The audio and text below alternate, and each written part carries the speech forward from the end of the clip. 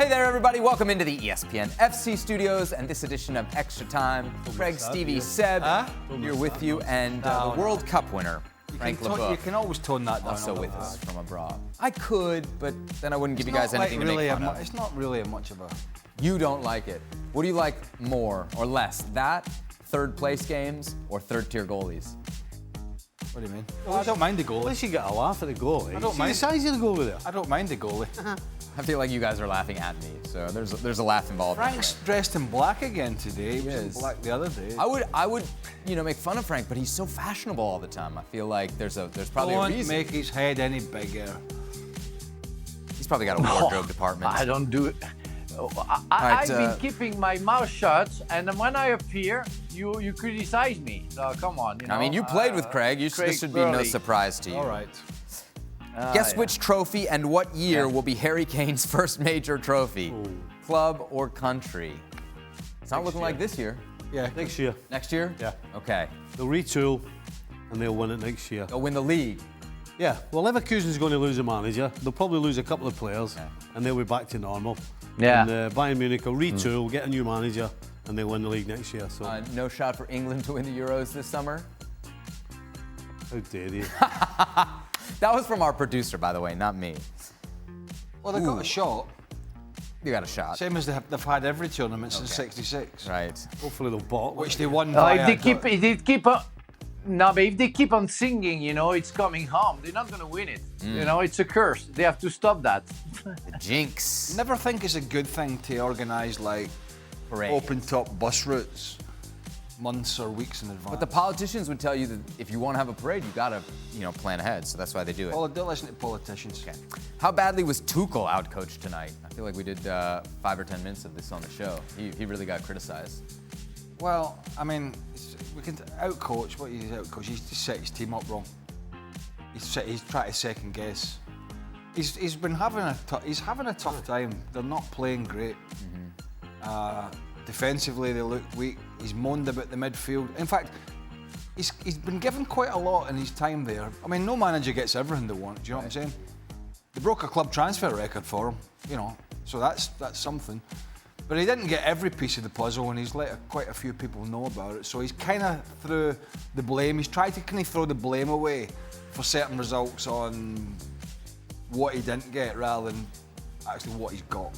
He's probably better than anybody else in Germany, to be honest.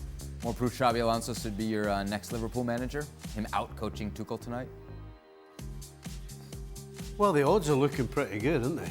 Let's be honest. But he didn't outcoach him tonight. He outcoached him all season. Tuchel's been struggling all season. So today was just a culmination of what's been going on with these two sides all season. Is there any way possible, if Leverkusen, even if they don't win the league, I don't know, but if they do win the league, which looks likely, that Liverpool wouldn't offer him the job? Unless they've got something up their sleeve. That's their work, yeah. It seems like a perfect fit. Sorry, if I can have a word on that. I think Xabi Alonso have shown during his career as a football player how smart he was, how clever he was, how intelligent he was on the field. And you're not unbeaten all season long, and you don't win 3-0, which against Bayern Munich, which is the pinnacle of the season in terms of game, like that, without, I think, being very much gifted. I think he's gifted. I think that guy has something special, and he showed it today, and he showed it during all season long. And if he goes to Liverpool, I don't see him failing, because he's a very good coach. He's obviously a good coach. The problem is, right? How do you coach when you're losing? How's your decision making when things are going badly? You're saying we haven't really seen him test. Oh, we haven't. No, he absolutely. But if you you're can tell by the Liverpool, way the team plays, you can tell by the way. Is that a reason not to hire a guy? Well, Yeah, he did that before. That would be the only question mark against them. Experience, because as I said, when things are going badly, that's when you find out. Can you make good decisions when the walls are getting closer and the roof's coming down as well?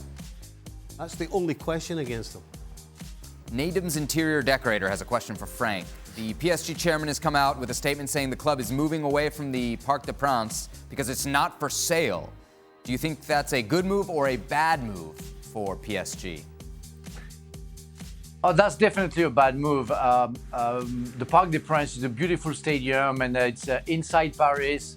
I mean, the atmosphere is great. I know that the Qataris were, pushing and pressurizing the city, and the mayor telling them that he will go to Stade de France. Stade de France is at Saint-Denis. It's not in Paris. It's not the same thing. They're not going to fill it up every game with 80,000 per game. The capacity is at the Stade de France. So it will be a different club. Paris has to stay at the Parc des Princes. They have to work with the mayor, with the city hall, and see how it can be worked and can be done. Because I think Qataris want to make the Parc des Princes bigger, but it's hard. It's very hard because it's above the peripheric. It's above kind of the motorway that you can find in London, and it's hard because you have buildings around. It's like Chelsea in the middle of the city, but it is what it is. And Chelsea and Paris Saint-Germain has the duty to stay at the Parc des Princes because is where they were born. Never mind all that, right? Never mind all that, right? How lucky were the French today at the rugby? What happened in the rugby for those of us? Oh my God! They were playing the mighty Scotland at Murrayfield. Take the mighty out. And I didn't see it because we were working. We were working all day. Lots of games on many TVs. But there was a very controversial try Scotland scored at the end. Guess what? Had another off day. VAR. The TMO, VAR. Frank. Yeah. Lucky French. Yeah, I agree. But we had to complain about the TMO against it was South Africa in semi-final of the World Cup, so I won't complain about that one. Going down the rugby rabbit hole here. Let's go down the pizza rabbit hole. Yesterday was National Pizza Day. Stevie, you're on the record as saying your favorite toppings are sausage and pineapple. So we need answers from Craig and Frank. Oh my what are yours? God. Oh my God. I don't need your thoughts on his favorite toppings. I'm giving my thoughts on Your his. favorite topping. Because him and Dan Thomas, pineapple on a pizza. Hey? Oh my God, come on. Come on. You can't. I mean, as if you can make a mistake with a pizza. Let's be honest. You can. You can't. You put pineapple on it. Yeah, you can. You can. Ask Gabi, ask all Italians, if you put pineapple on the pizza, they're going to throw the pizza into your face because it's an insult for all Just Italians. because you snobs don't like... That's what it just is, because you snobs don't think it's etiquette doesn't mean it's not nice. It's not etiquette, it's horrible. I think you have a progressive palate and just the rest of the world hasn't. What's the exactly. question? On a pizza? What are you putting? You get two toppings. What do you got? 2 toppings? Yep. Okay. Well, it's a split it's a split between pepperoni. So complicated. No. Pepperoni or bacon. Pepperoni or bacon with jalapenos. Okay. I like that. Yeah. Frank, what are you going with? Yeah, I get a pint of milk for the jalapenos. I will go with mozzarella and what do you call that Spanish sausage? I forgot the name.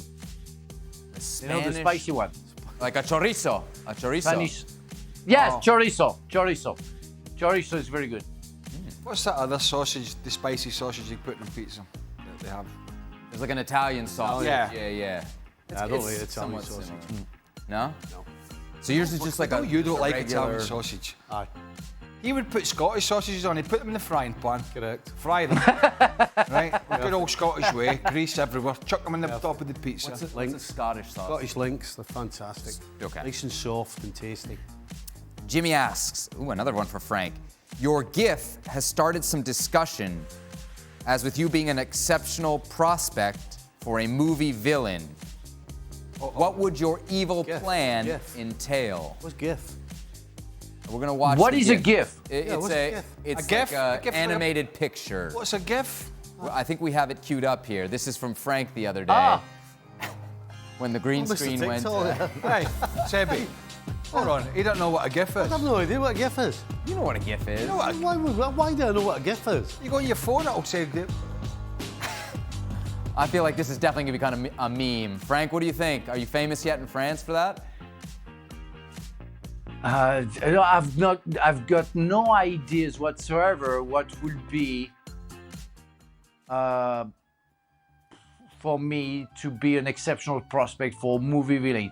What would be my evil plan until? I don't know. I don't have any clue. I'm sorry. I don't have any clue. I don't know what to answer to that. Well, GIF. Boy, I'd be lying if I told you I knew what GIF stood for. See the two of you sitting there all cocky, giving it all that. What are we doing? What GIF is? What are we doing? yeah. Well, he's having to look it up. I'm not looking it up. I'm Of course you are. That's like a GIF. Right? Well, come on then. What does it stand for? I don't know what it stands for, but I know what it is. I know what it is. I don't know what it stands Look, nobody comes to us for technology. for. There's Let's no point in knowing what it is if you don't know what it stands for. Do you know what it stands for? It stands for, and do not have pineapple on your pizza. Okay. That's what it stands for.